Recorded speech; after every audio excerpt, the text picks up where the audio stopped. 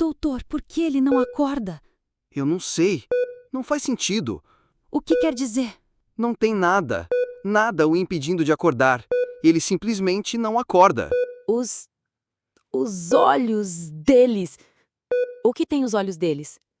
Eles ficaram pretos. Eles ficaram pretos do nada. Professora, você precisa se acalmar. Se lembra de ter tomado algum psicoativo? Eu não me droguei, caramba! Eu não volto mais lá. Eles ainda vagam por lá. Eles quem? Só Deus sabe o que são. Mas nada de bom sai e deve vir dali de baixo. Será que o governo esconde? Talvez seja a melhor opção mesmo.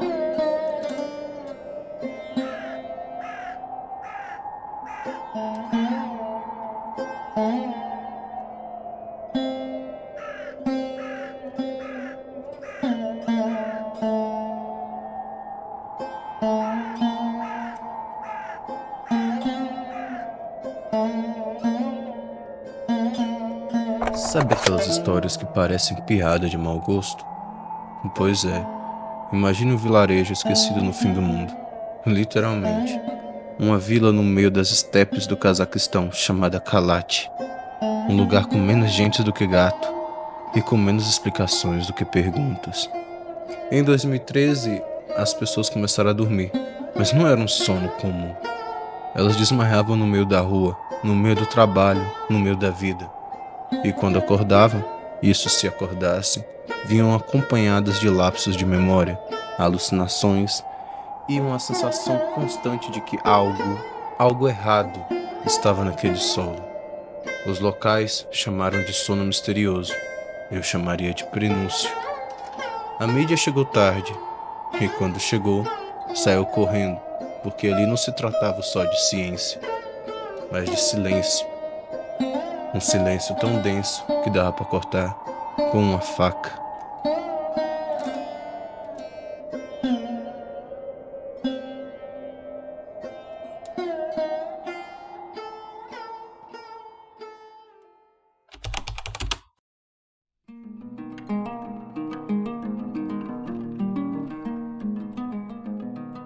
Em outubro de 2013, a primeira vítima tombou, depois mais uma, depois dezenas.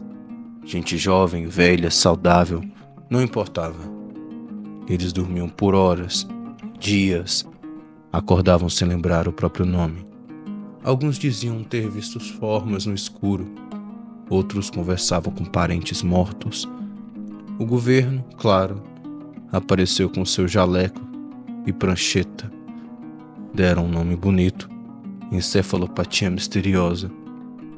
Uma forma técnica de dizer, não temos a menor ideia. Mas Kalat não é qualquer vila. Ali os mortos são lembrados e os vivos parecem ser esquecidos por Deus. Porque quando a ciência falha, o medo preenche o vazio.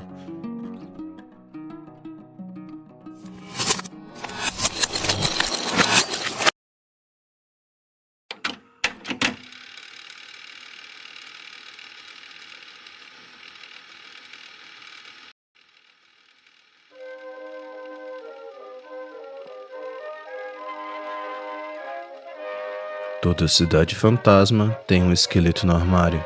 O de Kalat se chamava Krasnogrodsky, uma mina de urânio soviética enfinhada no subsolo com uma ferida aberta e nunca cicatrizada.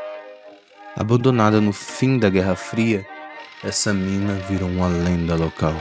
Ninguém falava dela à luz do dia. Diziam que o ar ali embaixo nunca mais foi respirável. Mas quando as pessoas começaram a dormir, os velhos sussurros voltaram à tona.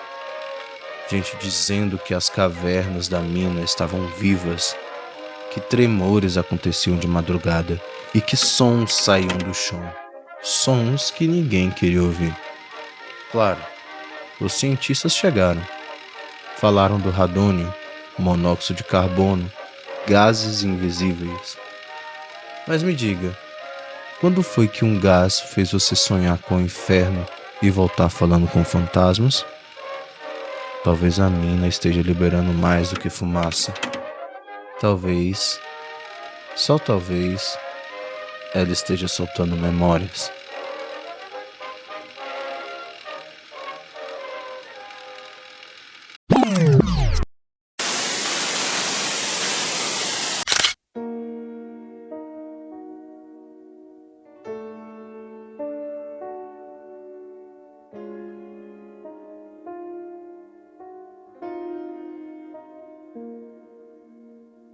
Tem algo de especialmente cruel quando o absurdo atinge os inocentes.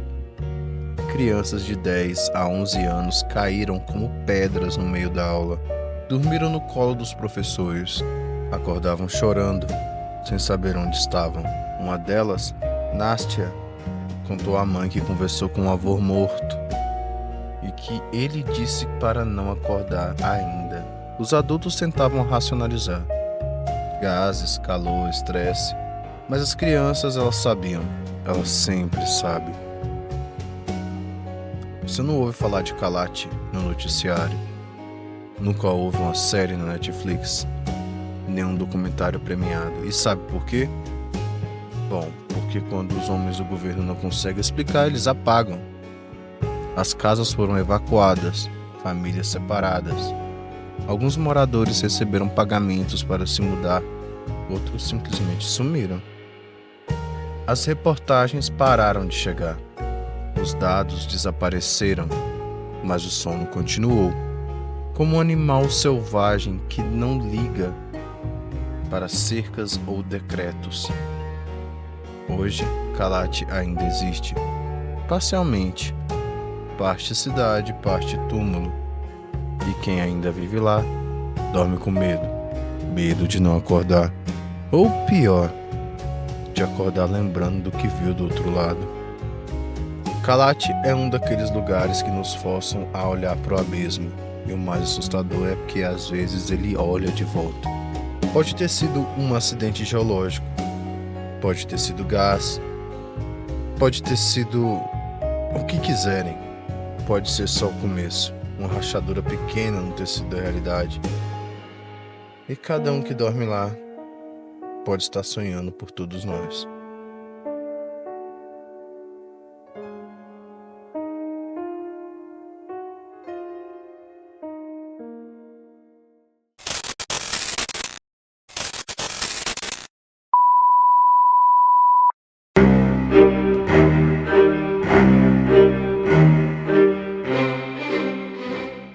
É curioso como em desastres os especialistas falam, os políticos falam, os jornalistas falam, mas raramente alguém escuta quem viveu no inferno. Alguns ousaram falar e o que disseram? Bom, você não encontra relatórios. Em 2014, o jornal Kazakhstan Pravda entrevistou Aygerin, uma moradora que dizia acordar com sangue no travesseiro após episódios de sono profundo. O médico local chamou de caso isolado, mas o vizinho dela já estava internado e em coma. Outro relato veio de Viktor Sedkov, ex-mineiro. Disse que sonhava com corredores subterrâneos e que acordava com as mãos sujas de terra. Fantasia? Loucura? Bom, talvez. Mas a professora Larissa, que jurou ter visto os olhos dos alunos virarem completamente pretos enquanto dormiam. Ela largou o emprego, sumiu da vila. Relatos como esses foram colhidos, impressos e esquecidos, como se fosse mais fácil enterrar do que encarar. E eu me pergunto, se os moradores tivessem dito que era uma arma química, alguém teria ouvido? Quem presta atenção às palavras de alguém que diz ter visto o outro lado e voltado com olhos diferentes? Mas ninguém escutou. E é por isso que estamos aqui agora.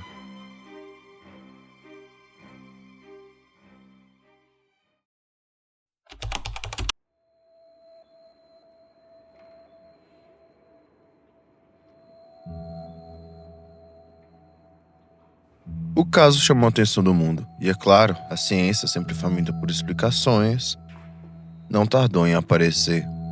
Foram hipóteses, laudos, medicações, sensores e uma série de, talvez, disfarçado de certeza. Vamos a elas. A hipótese do gás radiônio e no monóxido de carbono. As minas de urânio soviéticas abandonadas liberaram radônio, um gás radioativo que se acumula em áreas subterrâneas. Junto com o monóxido de carbono, ele causa hipóxia, falta de oxigênio no cérebro. Isso é informação tirada do Instituto Nacional de Ciências do Cazaquistão, relatório de 2014.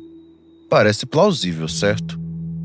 O problema é que nem todas as casas estavam sobre as minas. Algumas pessoas dormiam em locais ventilados, e os exames de sangue de muitos pacientes não revelaram intoxicação compatível. Além disso, por que parou do nada em 2015, sem nenhum esforço real ou descontaminação? Efeito psicogênico em massa. Trata-se de uma reação psicossomática coletiva.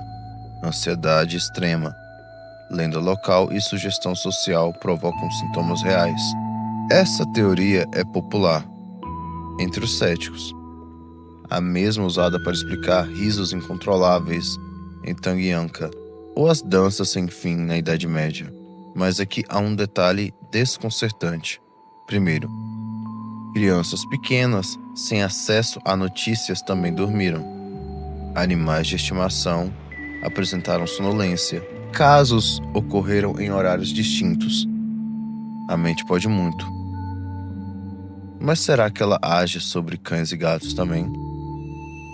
A terceira hipótese: experimentos soviéticos e contaminação residual.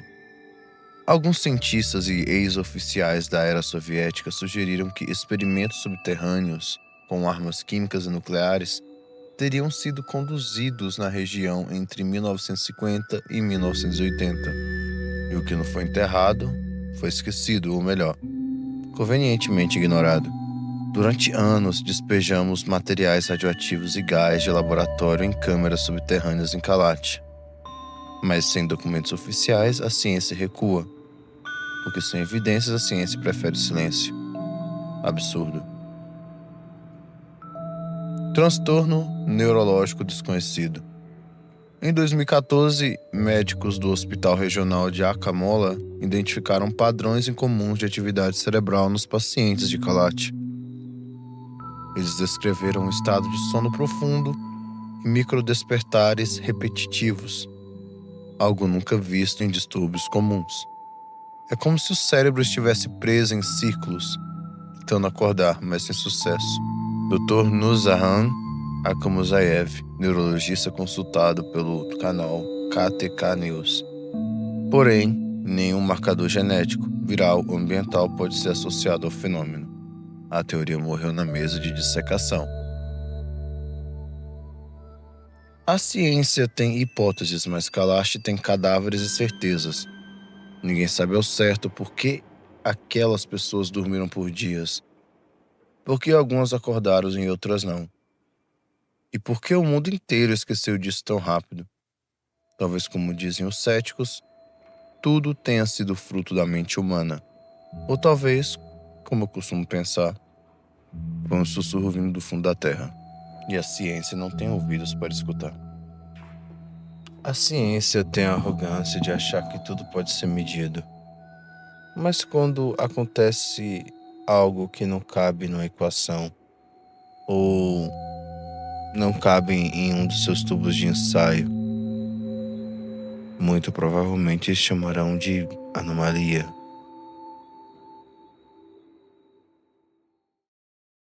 Bom, as hipóteses mais plausíveis ou mais aceitáveis hoje em dia são a do monóxido de carbono e do radônio, assim como a da histeria coletiva, a mesma que é usada para diversos outros fenômenos, digamos, paranormais. Mas, de certo modo, eu até entendo. Pelo menos nesse caso em específico, sabemos que a Rússia, desde a União Soviética, não é um dos países mais transparentes em suas informações. Então, são poucos dados a se analisar, e até mesmo a opinião dos cientistas pode ser um pouco duvidosa.